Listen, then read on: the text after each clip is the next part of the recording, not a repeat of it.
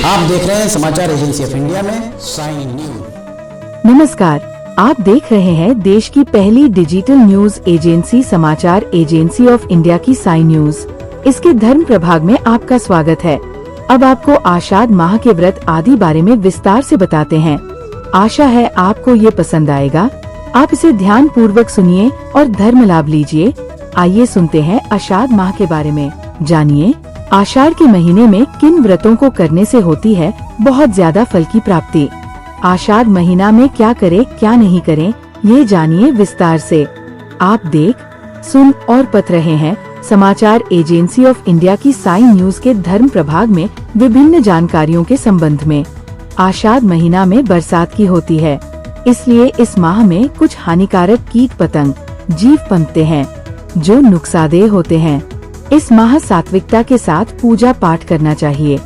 साथ ही साफ सफाई के साथ उबला पानी पीना चाहिए और संतुलित भोजन करना चाहिए। बाहर कम जाना चाहिए। बाहर का खाना नहीं खाना चाहिए। भोजन पानी को खुला नहीं रखना चाहिए।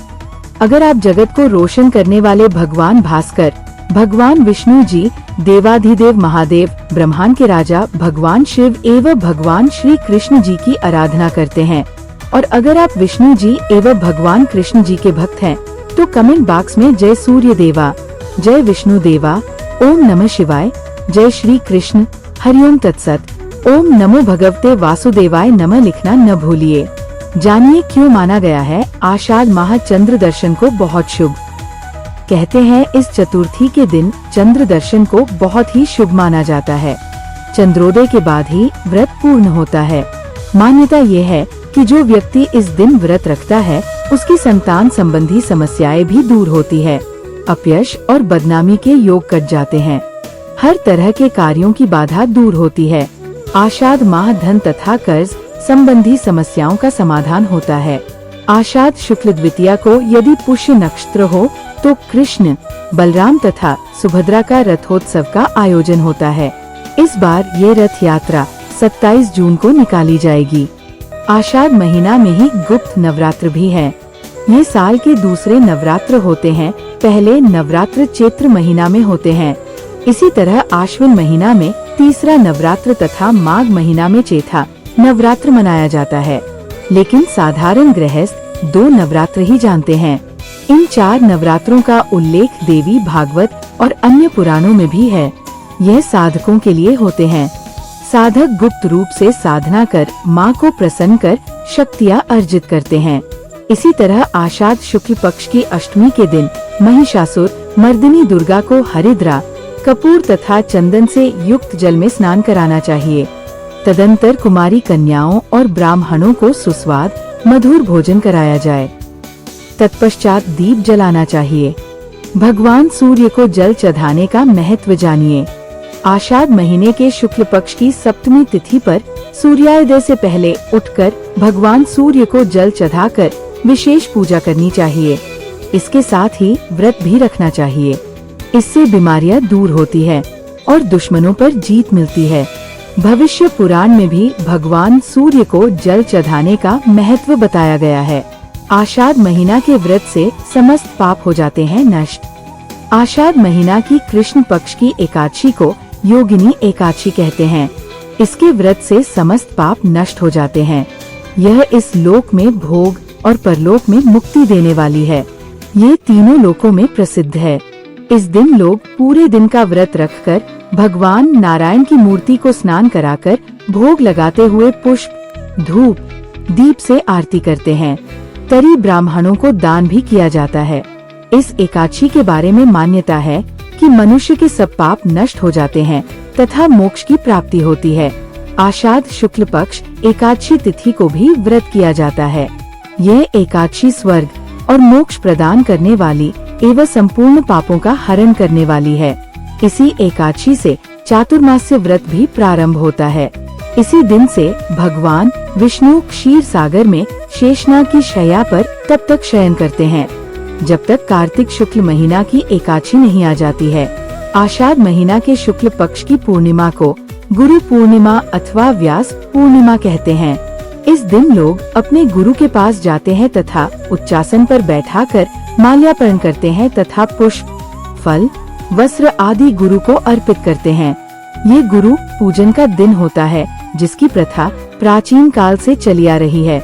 इस तरह से संपूर्ण आषाढ़ महीना साधना का पर्व है, जिसका सभी को लाभ उठाना चाहिए।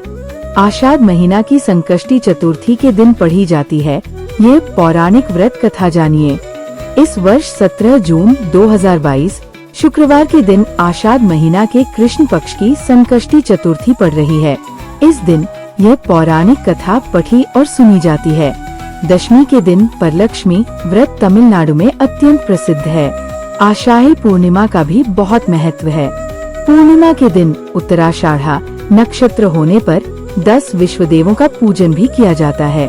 पूर्णिमा के दिन खाद्य का दान करने से विवेक तथा बुद्धि प्राप्त होती है। आइए आप भी जान लीजिए आषाढ़ महीना की चतुर्थी व्रत की कथा। इस व्रत की कथा के अनुसार द्वापर युग में महिष्मती नगरी का महिजित नामक राजा था। वह बड़ा ही पुण्यशील और प्रतापी राजा था। वह अपनी प्रजा का पालन पुत्रवत करता था, किंतु संतान विहीन होने के कारण उसे राजमहल का वैभव अच्छा नहीं लगता था। वेदों में निसंतान का जीवन व्यर्थ माना गया है। यदि संतान विहीन व्यक्ति अपने पितरों को जल दान देता है तो उसके पितृगण उस जल को गर्म जल के रूप में ग्रहण करते हैं। इसी उहापोह में राजा का बहुत समय व्यतीत हो गया। उन्होंने पुत्र प्राप्ति के लिए बहुत से दान, यज्ञ आदि कार्य किए, फिर भी राज को पुत्रोत्पत्ति न हुई। जवानी ढल गई और बुढ़ापा आ गया, किंतु वंश वृद्धि न हुई। तदनंतर राजा ने विद्वान ब्राह्मणों और प्रजाजनों से इस संदर्भ में परामर्श किया। राजा ने कहा कि हे ब्राह्मणों तथा प्रजाजनों, हम तो संतानहीन हो गए, अब मेरी क्या गति होगी? मैंने जीवन में तो किंचित भी पाप कर्म नहीं किया। मैंने कभी अत्याचार द्वारा धन संग्रह नहीं किया। मैंने तो सदैव प्रजा का पुत्रवत पालन किया तथा धर्माचरण द्वारा ही पृथ्वी शासन किया। मैंने चैडाकुओं को दंडित किया, इष्ट मित्रों के भोजन की व्यवस्था की, गौ ब्राह्मणों का हित चिंतन करते हुए शिष्ट पुरुषों का आदर सत्कार किया। फिर भी मुझे अब तक पुत्र न होने का क्या कारण है? विद्वान ब्राह्मणों ने कहा कि हे महाराज, हम लोग वैसा ही प्रयत्न करेंगे जिससे आपके वंश की वृद्धि हो। इस प्रकार कहकर सब लोग युक्ति सोचने लगे। सारी प्रजा राजा के मनोरथ की सिद्धि के लिए ब्राह्मणों के साथ वन में चली गई। वन में उन लोगों को एक श्रेष्ठ मुनि के दर्शन हुए। वे मुनिराज निराहार रहकर तपस्या में लीन थे। ब्रह्मा जी के समान वे आत्मजित, क्रोधजित तथा सनातन पुरुष थे। संपूर्ण वेद विशारद एवं अनेक ब्रह्म ज्ञान संपन्न वे महात्मा थे। उनका निर्मल नाम लोमश ऋषि था। प्रत्येक कल्पांत में उनके एक एक रोम पतित होते थे, इसलिए उनका नाम लोमश ऋषि पड़ गया। ऐसे त्रिकालदर्शी महर्षि लोमेश के उन लोगों ने दर्शन किए। सब लोग उन तेजस्वी मुनि के पास गए। उचित अभ्यर्थना एवं प्रणामदि के अनंतर सभी लोग उनके समक्ष खड़े हो गए। मुनि के दर्शन से सभी लोग प्रसन्न होकर परस्पर कहने लगे कि हम लोगों को सौभाग्य से ही ऐसे मुनि के दर्शन हुए। इनके उपदेश से हम सभी का मंगल होगा। ऐसा निश्चय कर उन लोगों ने मुनिराज से कहा, हे ब्रह्मऋषि, हम लोगों के दुख का कारण सुनिए। अपने संदेह के निवारण के लिए हम लोग आपके पास आए हैं। हे भगवान, आप कोई उपाय बतलाइए। महर्षि लोमेश ने पूछा, सज्जनों, आप लोग यहाँ किस अभिप्राय से आए हैं? मुझसे आपका क्या प्रयोजन है? स्पष्ट रूप से कहिए, मैं आपके सभी संदेहों का निवारण करूँगा। प्रजाजनों ने उत्तर दिया है, मुनिवर, हम महिष्मती नगरी के निवासी हैं। हमारे राजा का नाम महिजित है। वह राजा ब्राह्मणों का रक्षक, धर्मात्मा, दानवीर, शूरवीर एवं मधुर भाषी है। उस राजा ने हम लोगों का पालन पोषण किया है, परंतु ऐसे राज को आज तक संतान की प्राप्ति नहीं हुई। हे भगवान, माता पिता तो केवल जन्मदाता ही होते हैं, किंतु राज ही वास्तव में पोषक एवं संवर्धक होता है। उसी राजा के निमित्त हम लोग ऐसे गहन वन में आए हैं। हे महर्षि, आप कोई ऐसी युक्ति बताइए जिससे राजा को संतान की प्राप्ति हो, क्योंकि ऐसे गुणवान राजा को कोई पुत्र न हो, ये बड़े दुर्भाग्य की बात है। हम लोग परस्पर विचार विमर्श करके इस गंभीर वन में आए हैं। उनके सौभाग्य से ही हम लोगों ने आपका दर्शन किया है। हे मुनिवर, किस व्रत, दान, पूजन आदि अनुष्ठान कराने से राजा को पुत्र होगा? आप कृपा करके हम सभी को बतलाएं। प्रजा की बात सुनकर महर्षि लोमेश ने कहा, है भक्तजनों, आप लोग ध्यान पूर्वक सुनो। मैं संकटनाशन व्रत को बता रहा हूँ। ये व्रत निसंतान को संतान और निर्धनों को धन देता है। आषाढ़ कृष्ण चतुर्थी को एक दंत गजानन नामक गणेश की पूजा करें। राजा व्रत करके श्रद्धा युक्त हो, ब्राह्मण भोज करवाकर उन्हें वस्त्र दान करें।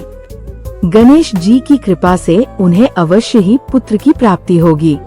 महर्षि लोमश की ये बात सुनकर सभी लोग करबद्ध होकर उठ खड़े हुए।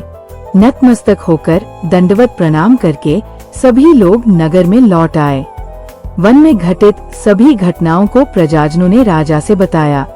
प्रजाजनों की बात सुनकर राज बहुत ही प्रसन्न हुए और उन्होंने श्रद्धा पूर्वक विधिवत गणेश चतुर्थी का व्रत करके ब्राह्मणों को भोजन वस्त्रादि का दान दिया।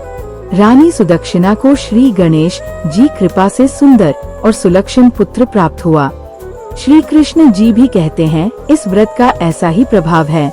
जो व्यक्ति इस व्रत को श्रद्धा पूर्वक करेंगे वे समस्त सांसारिक सुख के अधिकारी होंगे।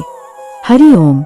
अगर आप जगत को रोशन करने वाले भगवान भास्कर, भगवान विष्णु जी, देवाधिदेव महादेव, ब्रह्मांड के राजा भगवान शिव एवं भगवान श्री कृष्ण जी की आराधना करते हैं और अगर आप विष्णु जी एवं भगवान कृष्ण जी के भक्त हैं तो कमेंट बॉक्स में जय सूर्य देवा, जय विष्णु देवा, ओम नमः शिवाय, जय श्री कृष्ण, हरिओम तत्सत, ओम नमो भगवते वासुदेवाय नमः लिखना न भूलिए। यहाँ बताए गए उपाय, लाभ, सलाह और कथन आदि सिर्फ मान्यता और जानकारियों पर आधारित है।